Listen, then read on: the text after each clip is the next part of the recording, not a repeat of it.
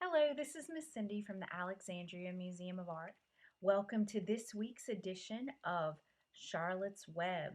Now, in this week's installment, we are going to be reading chapters 19 and 20, so we're getting pretty close to the end. And now, we've been doing this for a few weeks, so if you're just finding us now, you can go back to the Alexandria Museum of Art YouTube channel and find all of our other Charlotte's Web videos, okay? I've been reading about 2 chapters a week for the past few weeks, a couple months actually. So you can go find all of those there. If you need a copy of Charlotte's Web, you can always go to the Rapides Parish Library. They are gradually opening up now. So you can also find them online. You can get an online virtual library card if you'd like to check out an e-copy of Charlotte's Web. Okay, so now on to chapters 19 and 20. Chapter 19, The Egg Sac.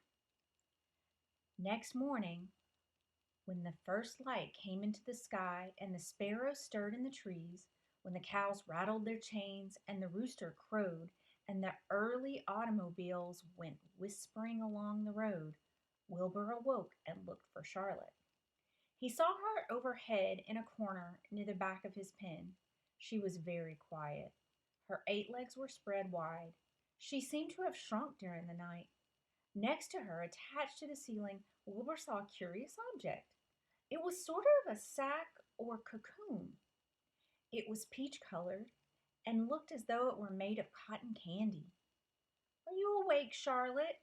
he said softly. "Yes," came the answer. "What is that nifty little thing? Did you make it?"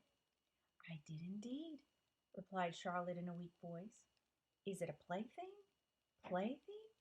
I should say not. It's my egg sac, my magnum opus."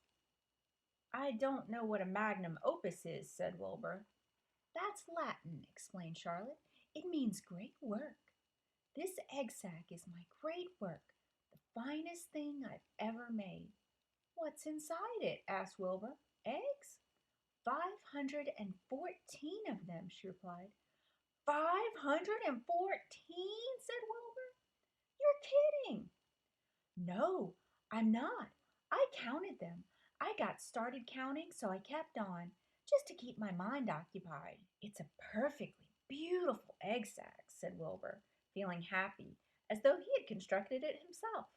"Yes, it is pretty," replied Charlotte, patting the sack with her 2 front legs. "Anyway, I can guarantee that it is strong. It's made out of the toughest material I have. It's also waterproof. The eggs are inside and will be warm and dry." "Charlotte," said Wilbur dreamily, "are you really going to have 514 children?" "If nothing happens, yes," she said. "Of course, they won't show up till next spring." Wilbur noticed that Charlotte sounded sad.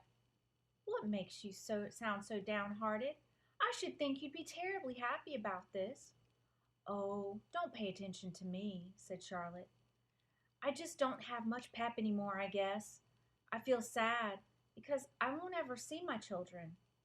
"What do you mean you won't ever see your children? Of course you will. We'll all see them.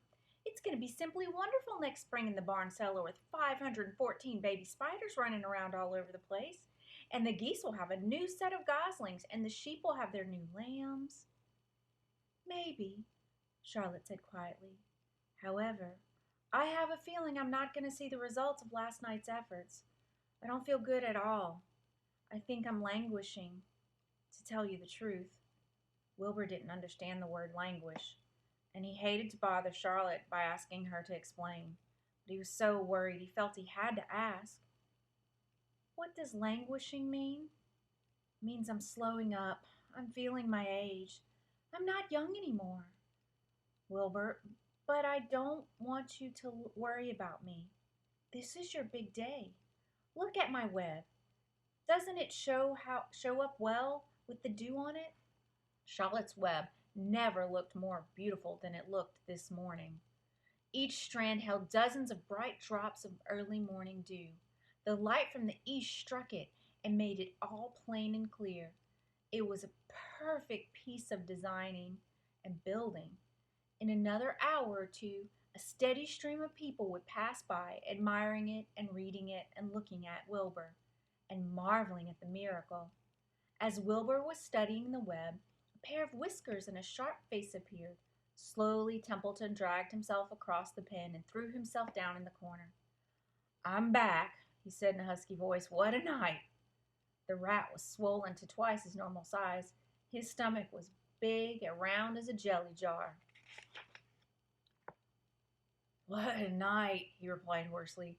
"What feasting and carousing, a real gorge.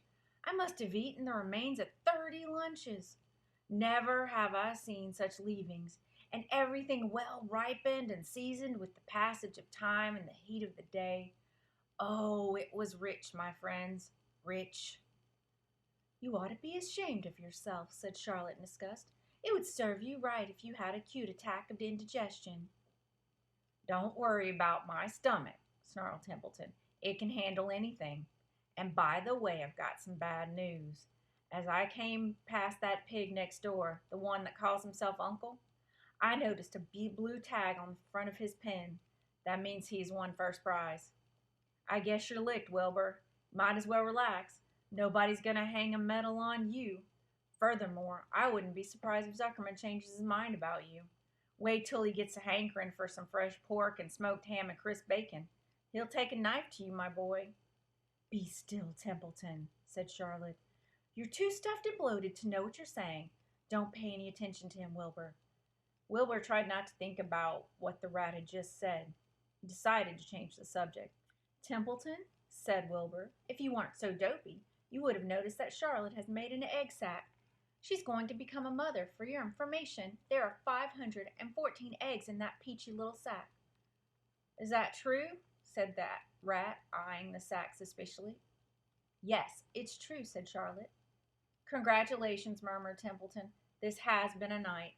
He closed his eyes, pulled some straw over himself, and dropped off into a deep sleep. Wilbur and Charlotte were glad to be rid of him for a while. At 9 o'clock, Mr. Arable's truck rolled into the fairgrounds and came to a stop at Wilbur's pen. Everybody climbed out. "Look," said Fern, "look at Charlotte's Web. Look at what it says." The grown-ups and the children joined hands and stood there studying the new sign. "Humble," said Mr. Zuckerman. "Now isn't that just the word for Wilbur?" Everyone rejoiced to find that the miracle of the web had been repeated. Wilbur gazed up lovingly into their faces. He looked very humble and very grateful. Fern winked at Charlotte. Lurvy soon got busy. He poured a bucket of warm slops into the trough, and while Wilbur ate his breakfast, Lurvy scratched him gently with the smooth stick. "Wait a minute," cried Avery. "Look at this." He pointed to a blue tag on Uncle's pen. "That pig has won first prize already." The Zuckermans and the Arable stared at the tag. Mrs. Zuckerman began to cry. Nobody said a word. They just stared at the tag. Then they stared at Uncle. Then they stared at the tag again. Lurvy took out an enormous handkerchief and blew his nose very loud, so loud, in fact, that the noise was heard by the stable boys over at the horse barn. "Can I have some money?" asked Fern. "I want to go out on the midway." "You stay right where you are," said her mother. Tears came to Fern's eyes. "What's everybody crying about?" asked Mr. Zuckerman. "Let's get busy. Edith, bring the buttermilk." Mrs. Zuckerman wiped her eyes with her handkerchief. She went to the truck and came back with a gallon jar of buttermilk. "Bath time," said Zuckerman cheerfully. He and Mrs. Zuckerman and Avery climbed into